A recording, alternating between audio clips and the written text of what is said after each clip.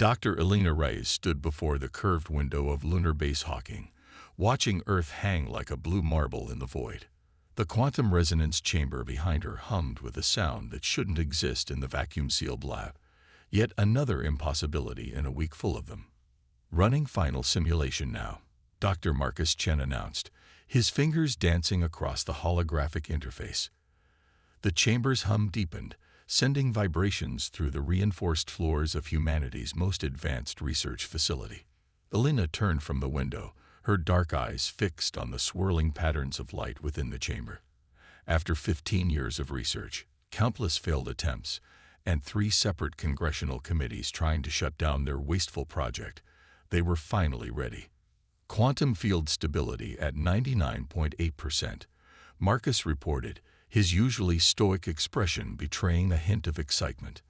"That's twice as stable as any previous attempt." Elena nodded, restraining her own enthusiasm.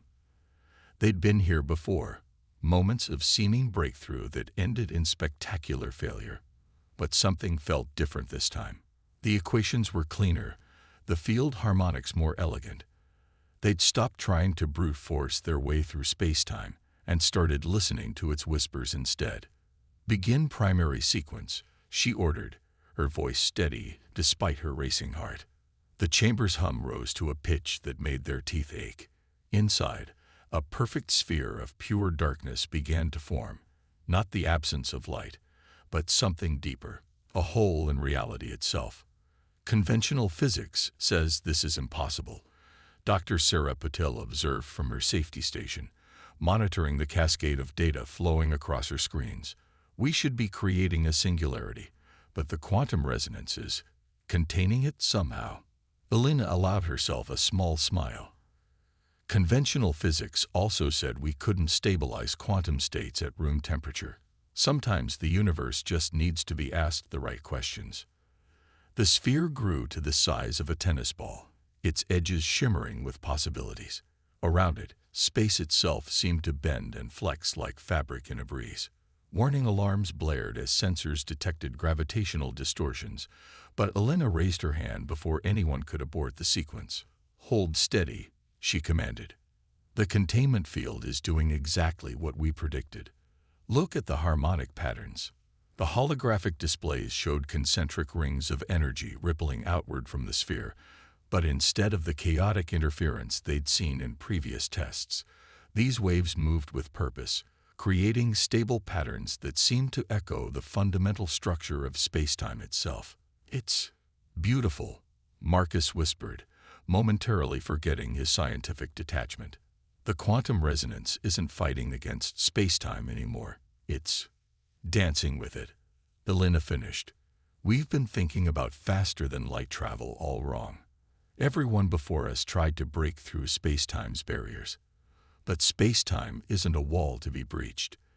It's a partner to be led." The sphere pulsed once, twice, and then stabilized. Around it, reality curved in impossible ways, creating what their equations predicted would be a traversable pathway through space-time. Not a violent tear or a brute force tunnel, but a gentle fold like origami made of cosmos. "Ready for probe insertion," Sarah announced, her fingers hovering over the controls. This was the moment of truth. All their previous attempts had failed at this stage, the probes either disappearing into nothing or being crushed by gravitational forces. Elena took a deep breath. "Proceed." The probe, no larger than a pencil, moved slowly toward the sphere. As it approached, its sensors transmitted a steady stream of data, confirming their theoretical models with each millimeter. When it reached the sphere's edge, there was no dramatic flash, no explosive reaction. It simply slipped through, as naturally as a fish entering water. "Signal maintained," Marcus shouted, all pretense of calm professionalism forgotten. The probe. "It's, my God." Elena rushed to his station, her eyes widening at the readings. The probe was still transmitting, but its signal was coming from a point over 40 light-minutes away. It had traversed the distance not by breaking any cosmic speed limits, but by taking a path that existed outside normal space-time entirely. "It worked," she breathed, gripping the edge of the console. "We actually did it." Sarah's voice cut through their moment of triumph, tense but controlled. "Dr. Rice, the sphere, it's changing." The darkness at the center of their achievement was shifting, patterns of light dancing across its surface like oil on water. But instead of the catastrophic collapse they'd feared, the sphere was stabilizing into something new, a permanent gateway between here and there, maintained by the very quantum resonance they'd discovered. "Send the recall signal," Elena ordered, her scientific curiosity warring with caution. The probe responded immediately, emerging from the sphere as smoothly as it had entered. Its housing was cool to the touch, unmarked by its journey through what should have been impossible space. As the team began their preliminary analysis, Elena returned to the window, Earth still hanging unchanged in the void. Humanity had just taken its first step into a larger universe, not through violence or force, but through understanding and harmony with the cosmos itself. She activated her comm link to Mission Control. "This is Dr. Reyes. Project Quicksilver is successful. We're ready to begin Phase 2. She paused, allowing herself one moment of pure joy before adding, "And someone might want to inform the UN Space Council that they'll need to update their physics textbooks." Somewhere in the vast darkness between the stars, ancient sensors stirred to life, registering the first human-made quantum resonance bridge. In countless alien observatories, alarms began to sound. Humanity had arrived on the galactic stage, and they'd done it in a way that would shake the foundations of every spacefaring civilization's understanding of the universe. High Counselor Zixtal's crystalline form shimmered with distress as the emergency session of the Galactic Council convened. The Great Chamber of Harmony, usually a place of measured debate and careful diplomacy, now thrummed with waves of anxiety from 200 different species. "The data is confirmed," First Observer Krithax announced, their gelatinous form projecting images into the chamber's central display. "The primitive species from Sol 3 has achieved faster-than-light travel using a method that—" They paused, translators struggling to convey their disbelief. "That should be physically impossible." The gathered representatives erupted in a cacophony of protests, questions, and expressions of alarm. Zixtal raised their primary resonance crystal, bringing immediate silence. "Show us," they commanded. The display shifted, showing a small facility on Sol 3's moon. Within it, a perfect sphere of darkness formed. But it wasn't the crude artificial singularity most species used for FTL travel. This was something else entirely. They're using quantum resonance to create stable pathways through spacetime, Krithax explained, their form rippling with scientific fascination despite their concern. "No energy waste, no temporal distortion, no subspace damage. They're not forcing their way through spacetime. They're harmonizing with it." "Impossible," declared Technical Minister Venra, their mechanical appendages clicking rapidly in agitation. "We've studied quantum resonance for 10,000 cycles. It cannot be stabilized at macro scales. The energy requirements alone are minimal." Krithax interrupted, displaying more data. "Their method requires less power than our standard antimatter drives. They're achieving with elegance what we've been bludgeoning through with brute force." Zixtal processed this information through all 7 of their cognitive matrices. As head of the council, they had overseen the development of countless species, guided their entry into galactic society, helped them adopt standardized FTL technologies. But this was unprecedented. How did they discover this? They asked, directing the question to the council's synorchaeologists. "Their civilization is barely 4,000 cycles old. They haven't even unified their planetary government." Chief Historian Elam stepped forward, their bioluminescent patterns showing confusion. "We found no evidence of outside interference. They appear to have developed this entirely on their own. Their approach is unique. They didn't follow any of the expected technological progression paths." The chamber erupted again as a new transmission arrived.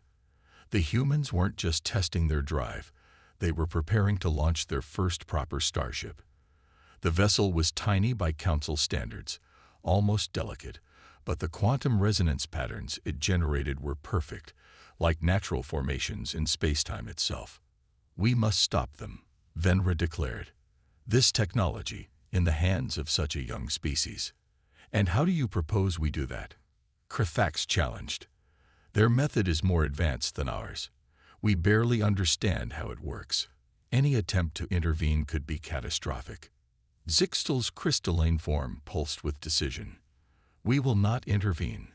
We will observe, and we will learn." They turned to address the full council. "For the first time in 50,000 cycles, we face a species that has found a truly new path to the stars. Our assumptions about technological development, about the very nature of spacetime itself, have been challenged." The display showed the human ship preparing for its first official voyage. Its quantum resonance drive hummed in harmony with the universe instead of fighting against it. It was beautiful, terrifying, and revolutionary all at once. "Prepare a contact team," Zixtal ordered, "not to stop them, but to understand them. This human quantum resonance drive, it changes everything we thought we knew about space travel, and I suspect that's only the beginning of what they might teach us." As the council members dispersed, many still vibrating with concern, Zixtal remained, watching the human ship. Throughout their long life, they had seen countless wonders, but this was different. The humans hadn't just found a new way to travel between stars. They'd discovered a new way to understand the universe itself. In the coming days, as news spread through the galactic community, the debates would grow fiercer. Some would call for containment, others for immediate technological exchange.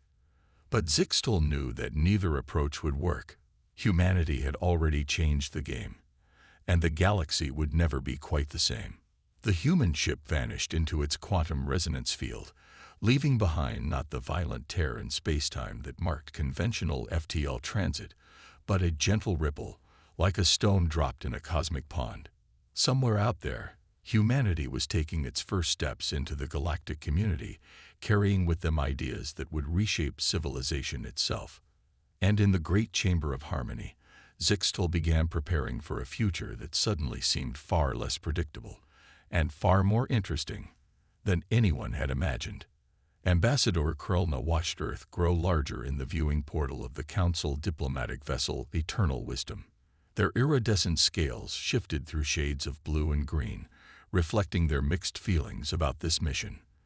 They were here to warn humanity about the dangers of their quantum resonance drive, but something about the situation felt wrong. "We're being hailed," announced First Communications Officer Helix. "The humans are requesting permission to guide us in." That's unusually formal for a pre-unified species. "Granted," Krelna ordered, their inner eyelids blinking in surprise as a perfect holographic representation of a human appeared in their command center. The technology shouldn't have been compatible with their systems, yet somehow it was. "Welcome to Earth, Ambassador," the human said, her dark skin contrasting with the white uniform she wore. "I'm Dr. Elena Reyes, Director of the Quantum Resonance Initiative. We've prepared landing facilities at our lunar base Hawking. We thought you might prefer to avoid our atmosphere. The nitrogen content can be uncomfortable for your species." Krelna's scales rippled with shock. How did they know about Ardaxian atmospheric preferences? The humans shouldn't have access to that information. The landing was flawless, the facility's artificial gravity matching their homeworlds exactly. As Krelna and their delegation emerged from their ship, they found themselves in an environment that could have been transported directly from Ardaxia, right down to the specific wavelengths of light their species preferred. Dr. Reyes waited for them, accompanied by a small team. No weapons, no obvious security measures, just calm confidence. "We have much to discuss, Ambassador, though perhaps not quite what you expected to discuss." The meeting room defied Krelna's expectations. Instead of the primitive facility they'd anticipated, they found themselves in a space that seamlessly blended various technologies, some seemingly ancient, others beyond anything the Council possessed. "You're here to warn us about our quantum resonance drive," Elena stated, not asked.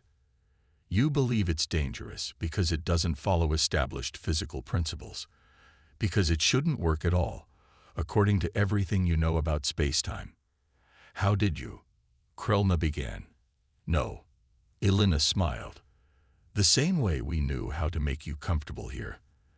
The same way we developed our FTL drive. We observe. We listen. Not just to space-time, but to everything around us. She gestured, and the room's walls became transparent, revealing the vast lunar facility beyond. But what caught Krelna's attention wasn't the technology. It was the way it was used.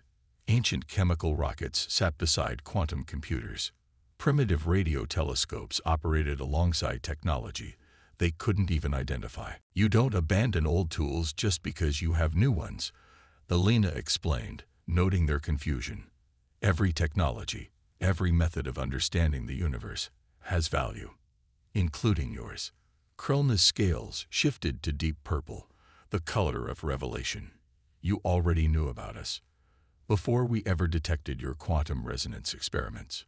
Elena nodded. We've been watching, learning, for longer than you might imagine. We developed our drive the way we did not because we had to, but because we chose to. The universe speaks to those who listen in all frequencies, not just the ones we expect to hear. She touched a control, and a hologram appeared showing the complex quantum harmonics of their drive. Your civilizations mastered faster than light travel through force of will and engineering brilliance. You broke through the barriers of space-time because you refused to believe they couldn't be broken.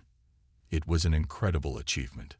But, Krelna prompted, sensing there was more. But you never stopped to ask if there might be another way. You saw space-time as an obstacle to be overcome. We saw it as a dance partner to be led. The hologram shifted, showing the intricate patterns of their quantum resonance field. There are no dangers in our method because we're not fighting against the universe's nature. We're working with it. The implication staggered Krelna. This wasn't just about faster than light travel. This was about fundamentally different ways of approaching the universe itself. You didn't come here to warn us, Elena said gently. You came here to learn from us, and we're happy to teach. But first, you need to understand something crucial. Technology isn't just about what you can do. It's about what you choose to do. She gestured to a simple mechanical clock on the wall, ticking away beside displays showing quantum entanglement readings. We keep the old ways not out of sentiment, but because every perspective adds to our understanding. Your way of traveling between stars is as valid as ours. It's just different. And in those differences, there's opportunity for both our peoples to grow. Krelna's scales had settled into the deep gold of acceptance. They would return to the Council not with warnings about dangerous human technology, but with something far more valuable. A new way of seeing the universe itself.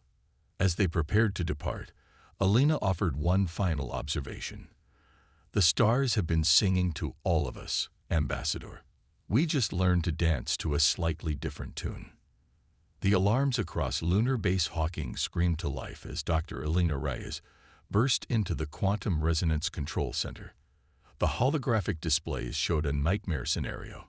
The experimental deep space vessel Magellan was experiencing a cascade failure in its quantum resonance drive near the Proxima Centauri colony. Status, she demanded, her eyes scanning the chaotic stream of data. The harmonics are destabilizing, Marcus reported, his fingers flying across multiple interfaces. Something's interfering with the quantum field. It's like nothing we've ever seen before. The situation was dire. The Magellan carried 500 colonists, and its failing drive wasn't just threatening the ship. It was creating ripples in space-time that could tear apart half the star system. Incoming transmission, Sarah announced. It's the Galactic Council vessel Eternal Wisdom. They're offering assistance. Ambassador Krelna's holographic form materialized in the control center, their scales a deep crimson of urgent concern. We detected the distortion from 3 systems away. Our scientists believe we know what's happening. Elena didn't hesitate. We're listening. Your quantum resonance drive, Krelna explained. It's encountered a natural quantum threshold, a phenomenon our people discovered centuries ago. Your harmonics are actually too perfect. They're resonating with the underlying structure of space-time itself. The displays showed the distortion growing, reality itself beginning to crack around the Magellan. Conventional physics said this was impossible, but conventional physics had stopped applying the moment humanity developed their drive. We can help, Krelna continued, but it will require something unprecedented, a merger of our technologies. Our brute force method combined with your harmonic approach. Elena understood immediately. The interference pattern. If we can create a counter-resonance using your conventional FTL field. Precisely. But it's never been attempted. The energy requirements alone. We'll handle the energy, Elena interrupted, already running calculations. What we need is your expertise in controlling conventional FTL fields. Can your ship get into position? The next hour was a blur of frantic activity. The Eternal Wisdom moved into position near the Magellan, its massive engines pulsing with power. On Earth, every major power grid diverted energy to the lunar base, feeding the quantum resonance chambers that would attempt something never before conceived. Ready on our end, Elena announced, watching the quantum harmonics align. Ambassador. Field generators at maximum, Krelna confirmed. Though I must warn you. If our calculations are off by even a fraction, then we'll improvise, Elena said firmly. That's what humans do best. The plan was audacious. Use the Eternal Wisdom's conventional FTL field to create a disruption pattern, while the lunar base projected a modified quantum resonance field to guide and shape it. The two technologies had never been designed to work together. By all rights, they should tear each other apart. Beginning field generation, Marcus called out. The chamber's hum rose to a pitch that made everyone's teeth ache. Around the Magellan, space itself began to twist. Conventional field engaging, Krelna reported, their scales shifting through patterns of strain. The resonance, it's fighting us. Belina watched the patterns form, her mind racing. Something wasn't right. The fields weren't merging as predicted. They were pulling apart, threatening to create an even larger catastrophe. Then she saw it. We're still thinking like engineers, she muttered. Still trying to force it. Her fingers flew across the controls, making subtle adjustments. We need to let the fields find their own harmony. What are you doing? Krelna demanded, watching their carefully calculated patterns shift. Dancing, Elena replied, her eyes fixed on the quantum harmonics. Ambassador, loosen your field control. Let it respond to our resonance naturally. Don't try to force the pattern. For a moment, Krelna's scales showed doubt. Then understanding dawned. Like your original drive design.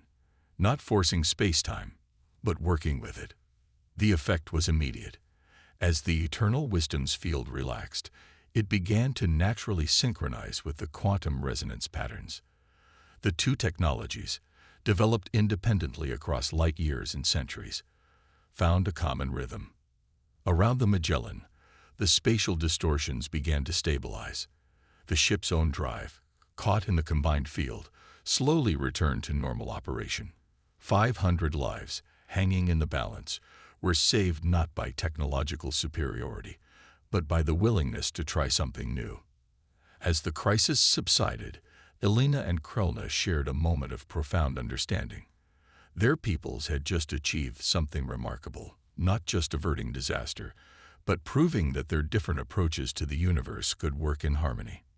Perhaps, Krelna observed, their scales now showing the deep gold of revelation.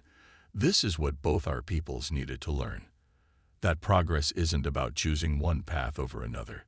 It's about finding ways for all paths to work together. Elena finished.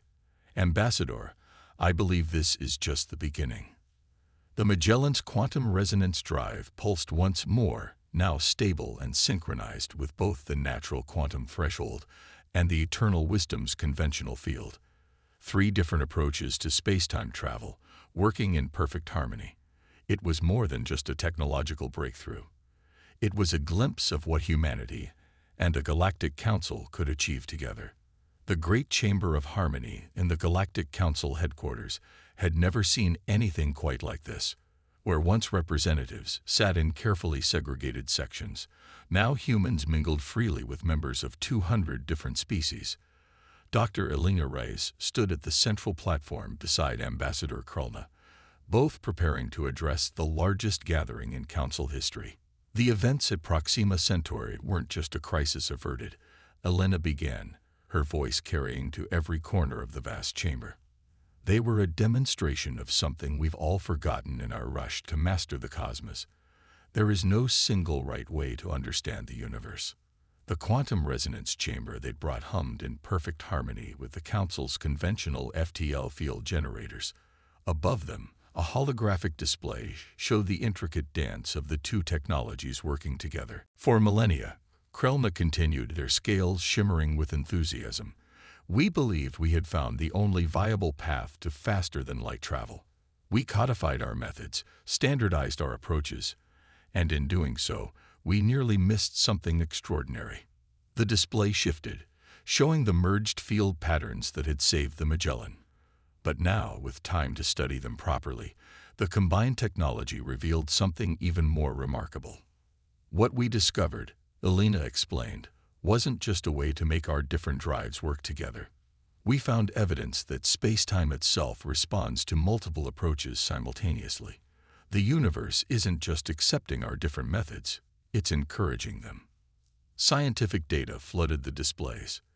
The merged fields weren't just stable, they were more efficient than either technology alone. Ships using the combined approach could travel faster, safer, and with less energy than ever before. But the technical breakthrough, impressive as it is, isn't the most important thing we learned, Krulna said, their scales shifting to the deep gold of wisdom. The real lesson is about perspective. Humans didn't develop their quantum resonance drive because they were smarter or more advanced. They did it because they looked at the universe differently. Elena nodded, and the Council's conventional FTL technology isn't crude or primitive compared to ours. It's a different and equally valid expression of space-time manipulation. Together, they create something greater than either could achieve alone. The chamber erupted in discussion as representatives began to understand the implications. This wasn't just about FTL travel anymore. It was about questioning every assumption, every standardized approach, every only way of doing things. We're proposing, Elena continued once the chamber quieted, the establishment of the Galactic Institute of Unified Technologies, not to standardize or regulate, but to explore and celebrate different approaches to scientific advancement. Every species, every civilization has something unique to offer, Krulna added. Ways of thinking, ways of seeing, ways of understanding that no other culture could have developed. Instead of pushing everyone toward a single technological path, we should be encouraging diversity in scientific thought. The proposal passed with unprecedented support. Within months, ships combining human and council technology began exploring the galaxy's furthest reaches. But more importantly, the council itself began to change. Species that had been dismissed as primitive because they approached problems differently were suddenly seen in a new light. 1 year after the Proxima Centauri incident, Elena stood in her old lab at lunar base Hawking, watching Earth rise over the lunar horizon. Behind her, a group of alien scientists worked alongside human researchers, each bringing their unique perspectives to new challenges. Did you ever imagine it would lead to this? Ambassador Krulna asked, joining her at the window. Their scales showed the complex patterns of deep contemplation. That we'd revolutionize space travel? No, Elena admitted. But that's the beauty of it, isn't it? True progress doesn't come from finding the right answer. It comes from asking better questions. Outside, a ship utilizing the new combined drive technology prepared for departure. Its quantum resonance field hummed in perfect harmony with conventional FTL generators, while new innovations from a dozen different species added their own notes to the cosmic symphony. We're just beginning to understand what's possible, Elena continued, not just in technology, but in how we approach the universe itself. Every species brings its own dance to the cosmic ballet. Krellna's scales shifted to a color Elena had never seen before, one that the ambassador's species reserved for moments of profound optimism about the future. Perhaps that's what the universe has been waiting for, they suggested. Not for one species to find the right path, but for all of us to discover that every path, walked together, leads to something greater than we could have imagined alone. As if in agreement, the combined drive of the departing ship pulsed once, its merged technologies creating a pattern in spacetime that was neither human nor council, but something gloriously, perfectly new. A testament to what was possible when different ways of seeing the universe came together in harmony.